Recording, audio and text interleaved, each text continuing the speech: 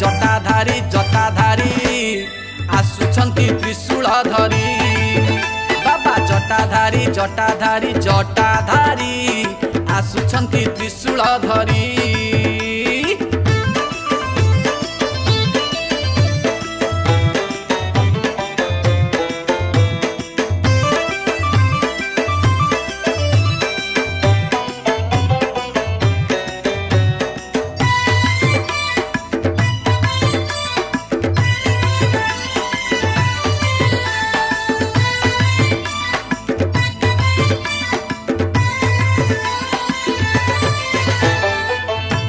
गरीबर तंटी चिपिकिए तापर धन रे बड़ हेउअछि दिन को ओलिए न खाई बिकिए पेटे ओदा कना देही सोउअछि।